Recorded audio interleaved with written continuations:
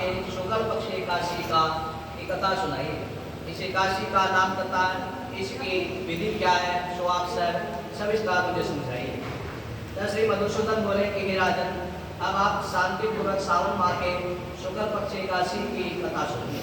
इस कथा के श्रवण मात्र से ही वाजपेयी यज्ञ का फल मिल जाता है।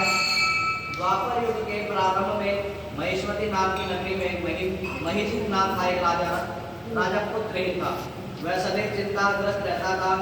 वह राज्य दुखदायी प्रतीत होता था, क्योंकि पुत्र बिना इस लोक और परलोक दोनों में सुख नहीं मिलता। राजा ने पुत्र की प्राप्ति के बहुत से यत्न किए, परंतु वह निष्फल रहा हो गया। जब वह राजा वृद्ध होने लगा तो उसकी चिंता भी बढ़ने लगी। एक दिन उस राजा ने प्रजा को संबोधित करके कहा कि मैं तो मैंने अपने जीवन में कोई पाप किया है और न अन्याय और प्रजा के धन किया है। मैंने कभी देवता और ब्राह्मणों का धन नहीं छीना है और न किसी की धरोहर ली है। मैं प्रजा को सदैव पुत्र की तरह पालता हूँ। मैंने अपराधियों को पुत्र और बंधुओं की तरह दंड दिया।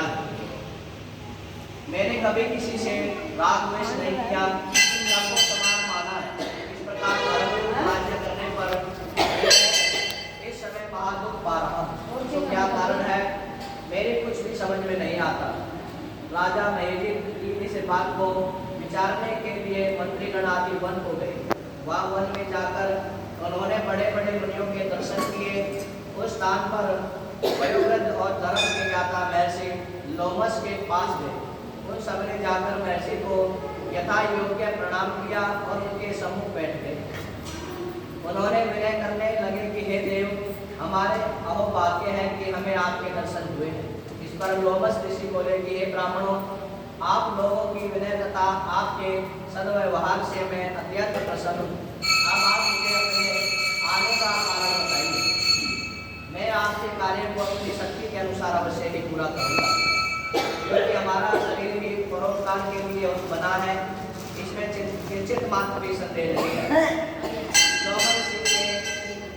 ऐसे वचन सुनकर सब बोले कि महर्षि, आप हमारी समस्त बातों को जानने को ब्रह्मा से भी अधिक हैं। महेश्वती नाम की पुरी में एक महाजीत नाम का एक धर्मात्मा राजा है। वह प्रजा का पुत्र की तरह धर्मानुसार पालन करता है, परंतु फिर भी पुत्रहीन है। इससे वह अत्यंत दुखी रहता है।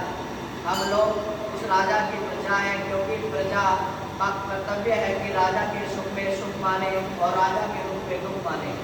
अब तो उनके पुत्रहीन होने का अभी तक कारण प्रतीत नहीं हुआ है।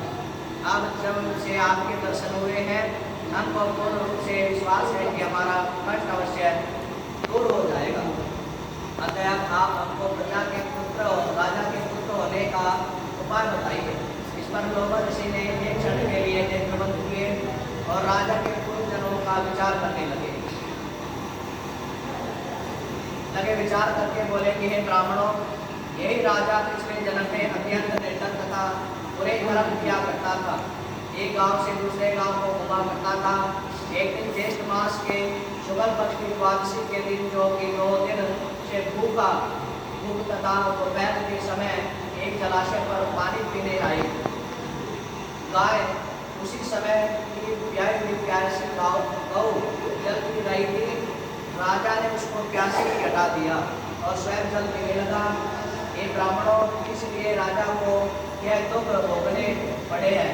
एकादशी के दिन भूखा रहने से उसको राजा होना पड़ा और प्यासी गौ को हटाने के कारण उसे पुत्र वियोग का दुख भोगना पड़ा।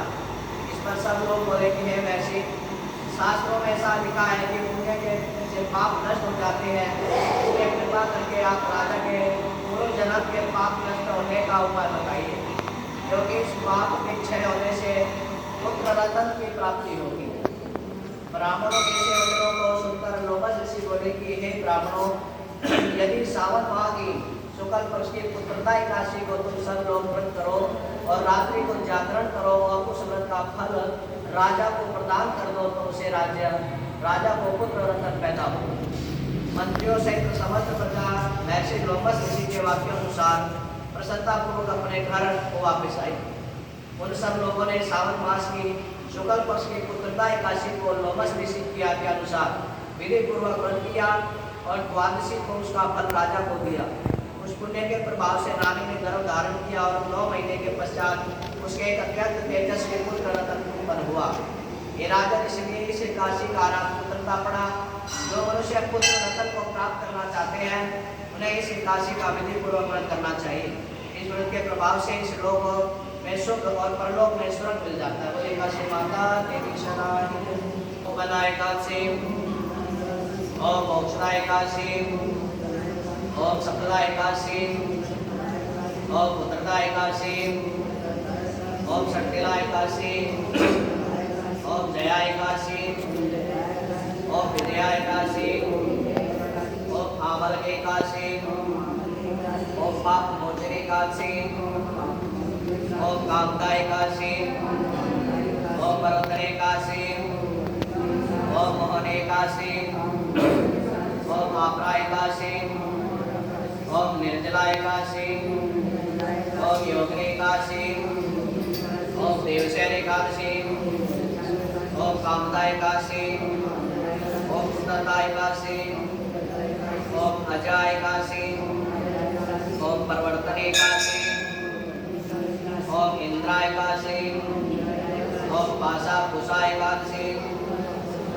ओम रमा एकादशी, ओम देवसार एकादशी, ओम पद्मनी एकादशी, ओम परमा एकादशी। बोले छठी एकादशी माता